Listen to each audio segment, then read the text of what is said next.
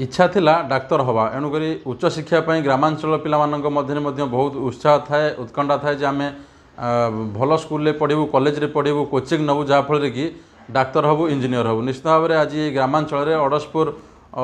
ठारे एक out rank जो रेसिडेंशियल कोचिंग सेंटर अच्छी से जड़े छात्री और जड़े छात्र सफल होती डाक्तरी पाठ बर्तमान पढ़ुंट चलित वर्ष जड़े झील और पूर्व वर्ष जड़े पुओ नीट परीक्षा क्वालिफाई कर स्थिति प्रज्ञा विश्वास मु कटक जिलार बरगुड़ी कुद ग्राम आसी अच्छी मु आउट रैंक शिक्षा अनुष्ठान में 3 वर्ष एंट्रांस एग्जाम प्रिपेयर करी 2022 मसीह ओडिशा नीट एग्जाम रे ओडिशार क्रमांक 1173 और नाइजर एग्जाम रे नाइजर नेक्स्ट एग्जाम रे सर्वभारतीय क्रमांक 173 रखी और वर्तमान फकीर मोहन मेडिकल कॉलेज बालेश्वर रे प्रथम वर्ष MBBS छात्री रूप से पढ़ुअछि। आपण को कॉलेज रे पढुथिले एवं कोचिंग सेंटर रे कोचिंग नउथिले? आउट रैंक शिक्षा अनुष्ठान रे मु कोचिंग नउथिली 3 वर्ष पई जोठी कि माने गाँ गहली रे लोक माने स्वप्न देखिबा पई का डरंती मेडिकल केमिति क्वालिफाई करिवे केमिति गोटे एंट्रेंस एग्जाम क्वालिफाई करिवे सेठी आउट रैंक एकेडमी हमको स्वप्न देखैबा सिखैथिला। मेडिकल पढुचंती निश्चित जो आशा केबेठु एमदी मन रे आस्तिला डाक्टर होबा पई? एक्चुअली आम जो एरिया आसी अच्छु मुझे पढ़ुली मोर +2 सेकेंड ईयर जाके जानी भी नथली कि नीट बोली गोटे एग्जाम अच्छी जोटा को केमिति पढ़ी आम प्रिपेयर कले आम नीट पाई MBBS करवा बोली तापर आउट रैंक एकेडमी मते आउट रैंक एकेडमी संस्पर्श में जिते मुझे मुझे नीट विषय जानिली और नीट पे प्रिपेयर करवा स्टार्ट कली 2021 मसीह मुझे प्रिपेरेसन स्टार्ट करी 2022 मसीह पाई सफलता पछरे काहाको आपण माने श्रेय देबे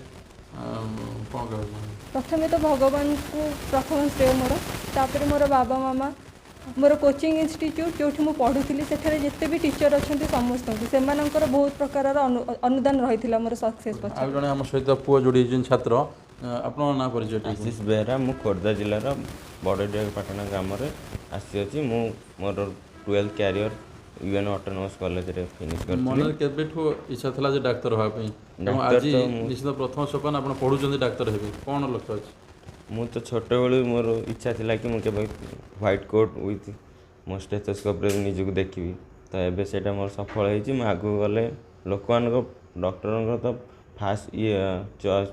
रह मोटिव रहबा दरकार कि से लोकंकर एटलिस्ट तांको पारु पर्यंत सेवा करिया दरकार। पैसा तो दुनिया रे समस्त इनकम करिया बट डॉक्टर भाया जो प्रोफेशन सेवा प्रोफेशन आज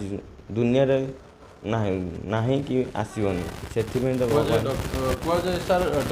डाक्तर हूँ द्वितीय भगवान। निश्चित भाव में आपण कथार एकमत कहीं ना गोटे जीवन बचाई आम केते देवादेवी ठाकुर पाखे नाना प्रकार कल्पना जल्पना करी आशा लेकिन जाऊ किंतु वर्तमान देखा देछि डाक्तर द्वितीय भगवान एइथिपाई जे सेमानकर निष्ठापर उद्यम एवं चेष्टार से जीवन बचाई पार्टी से ए जुगपाई से द्वितीय भगवान। आपनर केते वर्ष अनुष्ठान एवं केते सफल आपण हेइछन भाबुछन? आमर ये अनुष्ठान 2020 रु प्राण प्रतिष्ठा करिथिला एवं आज सुधा 3 वर्ष अतिक्रांत होईछि। ए अतिक्रांत समय अवधि भितर जो सफलता आम अर्जन करिछि हुए तो अंचल पाई यह एक गौरवमय इतिहास सृष्टि करिछि। केते छात्र छात्री आपण प्रति वर्ष पढ़ंती एवं केमिति प्रिपरेशन पिला केमिति करंती? प्रति वर्ष आमे फर्स्ट ईयर रे 40 रु 50 छात्र एठी ग्रहण करूँ एवं तांकर रहिबा खाइबा और पढ़ाई स्वतंत्र ध्यान दि जाए। विशेषकर मु कहिबी जे जो माने मोर सहकर्मी एठारे मो सहित कर्मरत अच्छंती से समस्त सहयोगी मितव्ययी एवं पिला मानकर जो समय जहाँ आवश्यकता से परिपूर्ण करती। निश्चित भाव में किसी शिक्षक मैंने अच्छा आप प्रस्तुति करती पिला जिते सब तांकर लेवल रे जति करबा कथा करजंती किंतु आमे जति गाइडेंस रो जो क्वेश्चन उठले पिला माननकु जेमती तल स्तर रो ऊपर स्तर पर्यंत पिलाटी केमिति तार खाइबा लेवल ठार आरंभ करिक पढ़िबा लेवल पर्यंत जते सब प्रचेष्टा आमे तांको करू एवं गाइड करथाउ माननकु। आज केते खुशी लागुची जने झियो आज हमको बहुत खुशी लागुची जे आउट रैंक वर्तमान जो स्तर को गलानी जे ग्रामांचल लेवल रो आगो को मध्य आम एमती प्रतिवर्ष पिलांको एठू इंजीनियरिंग हो कि डाक्टर लेवल हो कि जेकोसी एंट्रांस पिला क्वालिफाई करे नहीं जाऊ। निश्चित भाव में आपने प्रतिक्रिया शुणुते 3 वर्षर आउट रैंक अनुष्ठान एवं पिलामानंकु कोचिंग दौरान नीट प्रस्तुत करुँच सहित +2 साइंस छात्र छात्री मैंने पढ़ुंट पिला भविष्य को दृष्टि रखी ग्रामांचल पिला आगू जीवे এবং